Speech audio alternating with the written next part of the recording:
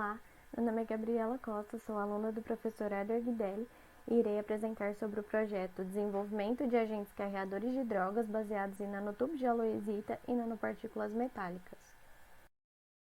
A aloesita é um mineral inorgânico natural que apresenta diversas aplicações. Os nanotubos de aloesita são argilas de ocorrência natural que possuem estruturas nanotubulares, sendo que muitos recursos dos nanotubos de aloesita, como sua cavidade em nanoescala, a baixa densidade de grupos de hidroxila em sua superfície, os fazem ser uma alternativa atraente a outros materiais. Além disso, sua abundância e custo barato também aumentam sua utilidade. Outras vantagens dos nanotubos de aloesita consistem em suas características de serem bons carregadores de drogas, tendo uma alta capacidade de absorção, alta estabilidade em meios biológicos, baixa toxicidade, boa biocompatibilidade, além de ser inofensiva ao meio ambiente. A cavidade vazia dos nanotubos de aloesita funciona como um bom nanoreservatório para a captação de agentes químicos ativos. Sua superfície química também permite que uma grande variedade de substâncias possa ser carregada, em que sua superfície externa é composta em sua maioria por grupos siloxanos, possuindo carga negativa, e sua superfície interna por vários grupos funcionais, possuindo carga positiva. No entanto, embora possua superfícies quimicamente ativas, não apresentam nenhuma propriedade óptica ou magnética significativa que permitam que os nanotubos de aloesita possam ser estimulados fisicamente para controlar a entrega de drogas.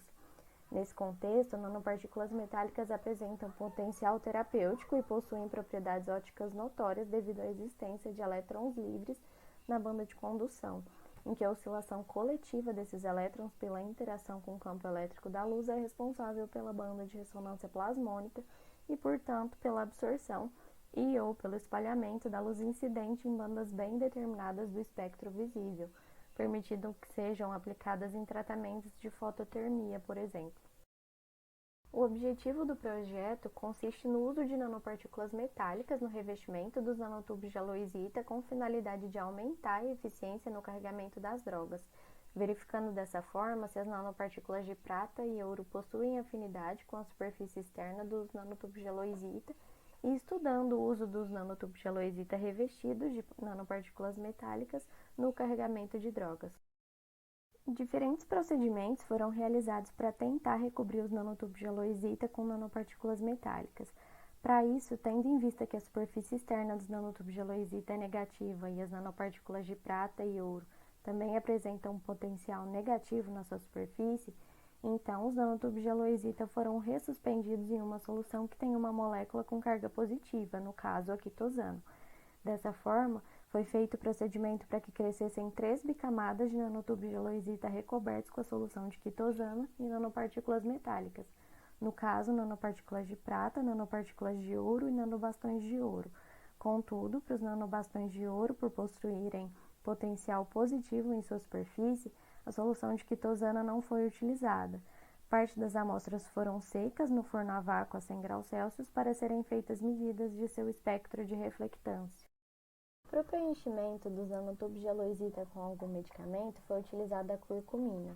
E como a curcumina apresenta um potencial negativo e a superfície interna dos nanotubos de aloesita é positiva, uma proporção de nanotubos de aloesita puros e de nanotubos de aloesita revestidos de nanopartículas metálicas foram ressuspendidos em uma solução de curcumina e dispostos num frasco de vidro.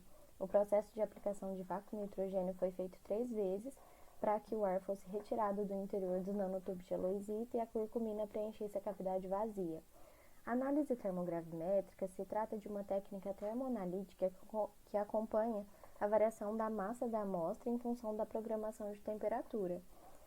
Então, as amostras foram secas em um forno a vácuo a uma temperatura de 40 graus Celsius para que essa análise fosse realizada, tornando possível a identificação da presença de cada componente. Na tabela ao lado constam as amostras enumeradas e seus respectivos componentes.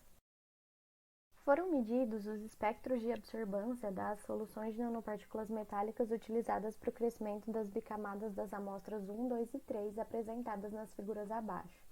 E a partir desses espectros pode-se perceber o aparecimento da banda plasmônica das nanopartículas de prata, próxima de 415 nanômetros, a banda plasmônica das nanopartículas de ouro em 520 nanômetros E para os nanobastões de ouro, observa-se a banda da oscilação transversal em 530 nanômetros e a banda da oscilação longitudinal em 730 nanômetros.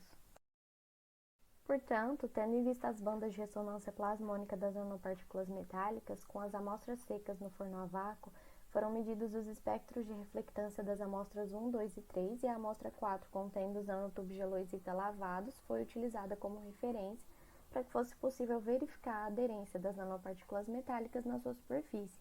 A figura 2 apresentada mostra os espectros de reflectância obtidos. E como os mínimos de reflectância correspondem aos máximos de absorção, é possível relacionar os gráficos da figura com o esperado.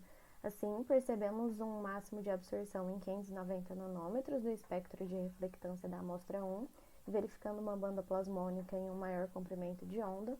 No espectro da amostra 2, tem-se um máximo de absorção em 620 nanômetros e na amostra 3 percebe-se um máximo em torno de 550 nanômetros e outro bem nítido, próximo de 700 nanômetros.